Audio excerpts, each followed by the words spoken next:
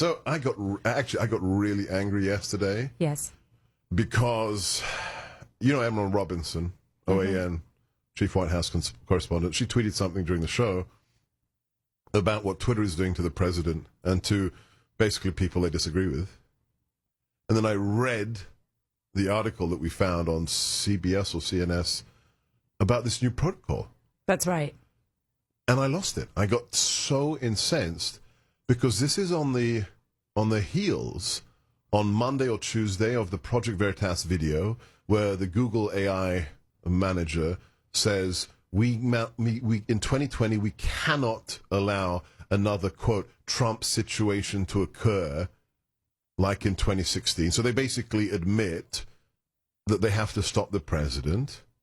And then Twitter made it official with this statement. First, Google that owns YouTube That's right. removed the video, right? So they hide the evidence. Oh, nothing to see here. We're just going to remove it, the Project Veritas video. And then this official announcement comes out on Twitter's own blog that if you're abusive, okay, zero definition of abusive, it's up to them. Right. If you're a politician, public figure running for office and you have over 100,000 followers, we are going to put a filter between you and the rest of the world with a warning that says it's inappropriate or abusive, blah, blah, blah, which means you have to double click, which means you won't see it in your feed, you won't see the visual, you won't see the statement. People have to stop, they won't know what's behind it, and they'll have to double click through. This, you've written about this at saracarter.com, so that's your website, Sara, no H, S-A-R-A, and then another A, saracarter.com. This is worse than, what we've seen in the past with, shadow banning theories. They're actually admitting it now, right, Sara? They're actually admitting it, and they say they are going to do it, and it's almost impossible to stop them. But let me say something, Sebastian. This is probably one of the most critical issues in our country today. This is about freedom of speech, about our right to be heard as a people, whether you're a conservative, a libertarian, a Democrat, a Green Party member. Who cares what your political identity? Who cares? And if you don't care about this, believe me, it is going to come to you one day, regardless of your political party. I was so stunned. There was a lady that wrote me today, and I've been getting so many emails like this off of my Twitter account. She said, I answered a question on your Twitter account, and I was trying to figure out, she's an older lady, why they suspended my account. Her account. And she realized it was because she answered a question about the Russia investigation. And she said something like, Mr.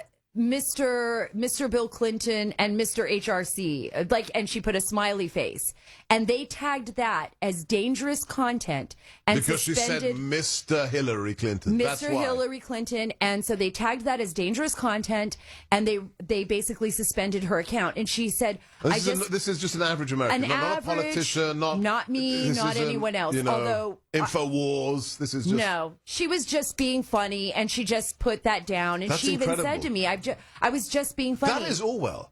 It is. This is permissible.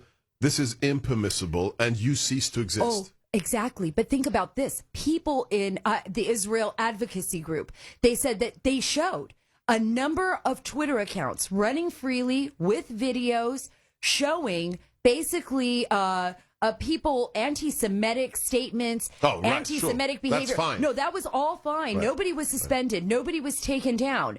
And people are saying, what's going on here? Who is the person in charge? And now Facebook set up their own Supreme Court within Facebook to monitor now what people are posting on Facebook.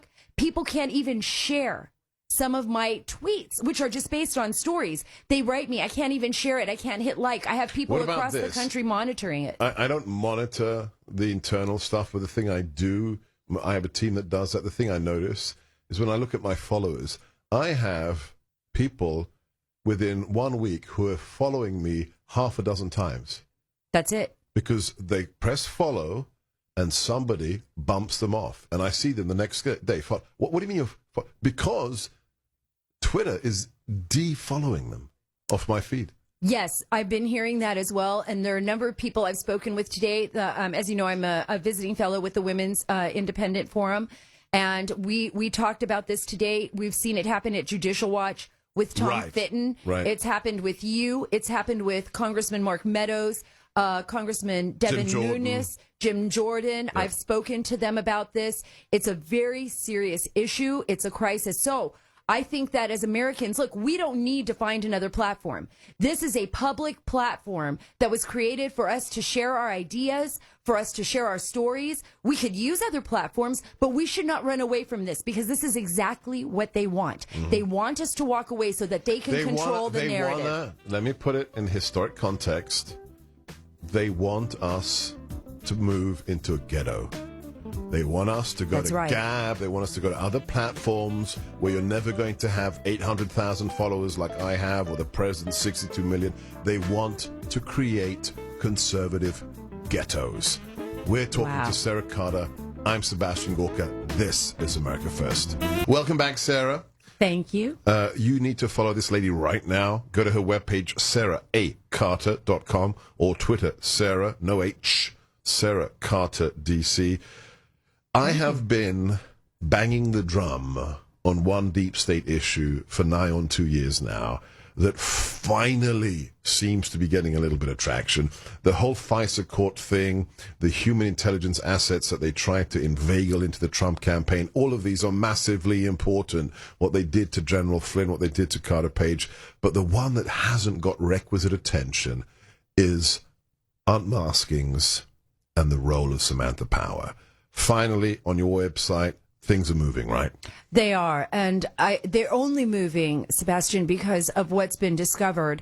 And ACLJ actually discovered them, Jay Sekolo's group, through a FOIA, Freedom of Information Act request. And these were emails between Samantha Powers and... Who was Obama's UN ambassador. That's right. The United Nations ambassador. Let's put it this way. Start from the beginning. She unmasked nearly 300 people. That means unmasking American identities in communications that were being collected by the National Security Administration, by the NSA, very highly classified communications.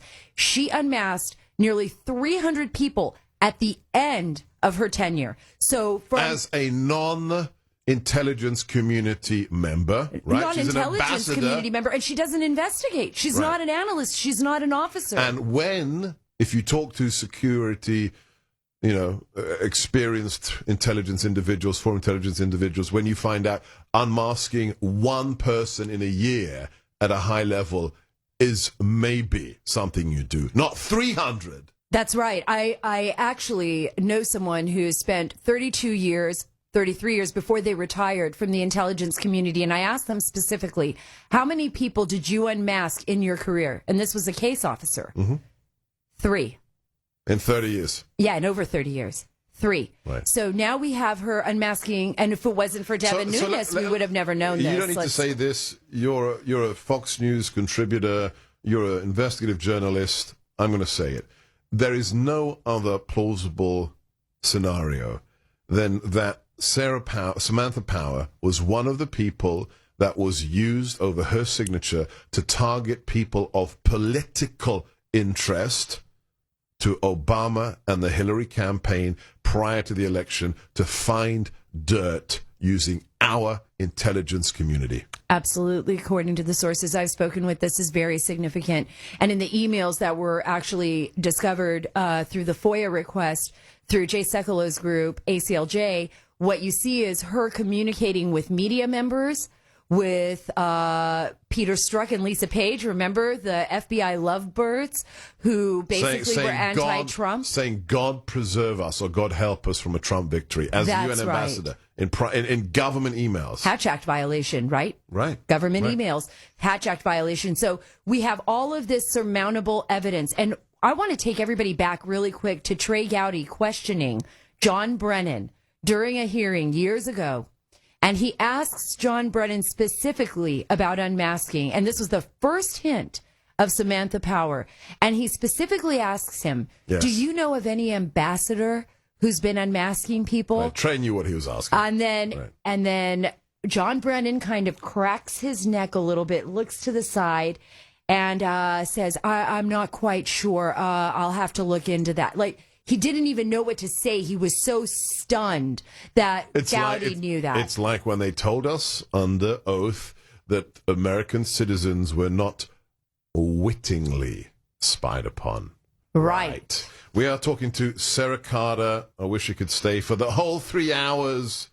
We should do that one day. I would love it. Let's do it. I'll just be a sidekick.